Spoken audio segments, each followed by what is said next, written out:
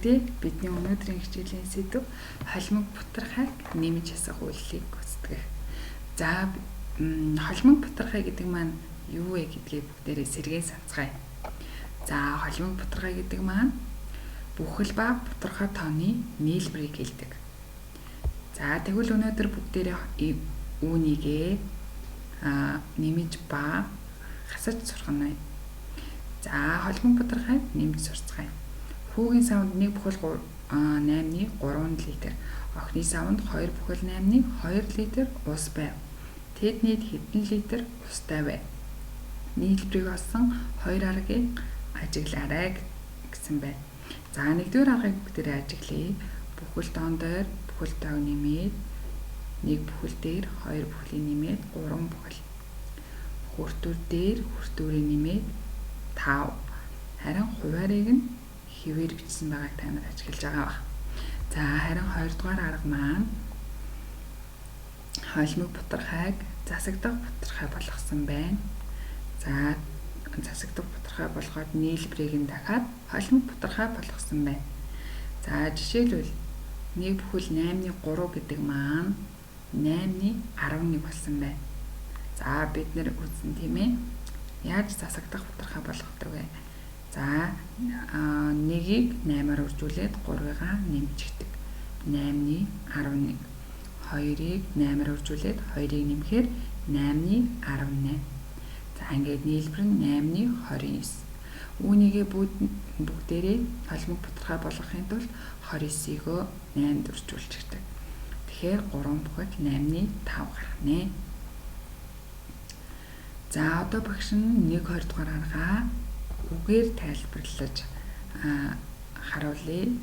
За 1-р арга маань эхлээд бутархайн бүхэл хэсгүүдийг нэмсэн, дараа нь хүртүрүүдийг нэмсэн, дараа хуваарийг нь бичсэн байгаа. За хуваарийг харин шууд бичиж байгаа. Хооронд нэмэхгүй байна тийм ээ. За 20 дугаар арга маань яасан бэ гэхээр нэмэгдэхүүн тус бүрдэх холимог бутархайг засагдах бутархай хэлбэрт шилжүүлэх нь. Тэгээд хүртүрүүдийг нэмэж хуваарийг нь хэвээр бичих нь. За хамгийн сүүлд засагдах бутархайгаа холимог бутархайд шилжүүлэх нь байна.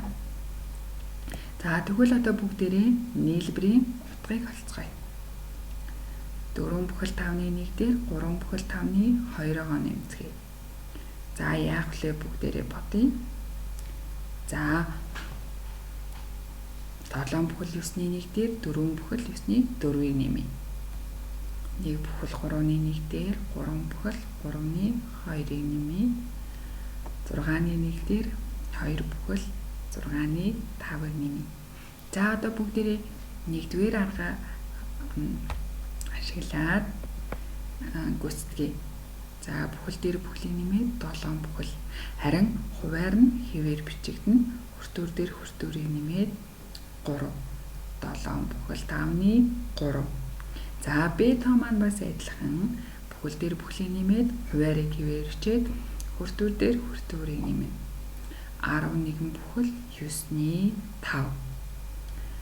За V тоо маань бас адилхан. Бүхэл дээр бүхлийг нэмээд хуваарийг хэвээр бичнэ. Хүртүрийг хооронд нь нэмнэ.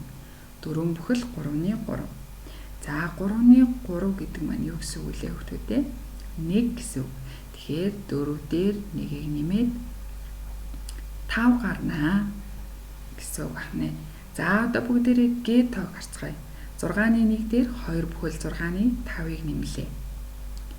За тэг бүхэл дээр 2-ыг нэмлээ. 2 бүхэл 6 дээр 6-ыг нэмлээ. 6 1 дээр 5-ыг нэмлээ. 6 2 бүхэл 6-ны 6 буюу 6-ны 6 гэдэг маань өөрөө 1 гэсэн үг учраас 2 дээр 1-ийг нэмлээ 3 гаргана. За тэгвэл холимог бутархайг хасаж сурцгаая. Хүүгийн савнд 2 бүхэл 10-ны 7 литр ус. Охины савнд 1 бүхэл 10-ны 4 литр ус байсан. Тэгвэл хүүгийн савтай ус охиныхоос хэдэн литрээр их юм болов? За энэ бодлогоо бүгдээрээ эхлээд өгөгдлийг нь зураглаад үзье. За 2 бүхэл 10-7. 1 бүхэл 10-4 литрийг зургаар харууллаа.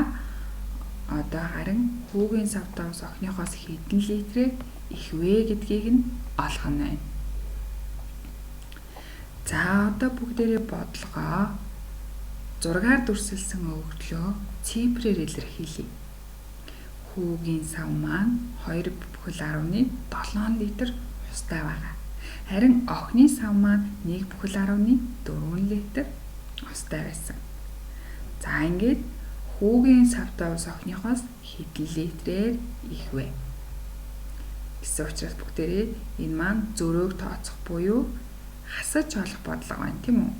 Тэгэхээр 2 бүхлээс 1 бүхлийг хасаад 1, хуваар хിവэр бичигдэн хүртүүрээс хүртүүрийг хасаад 1, 3.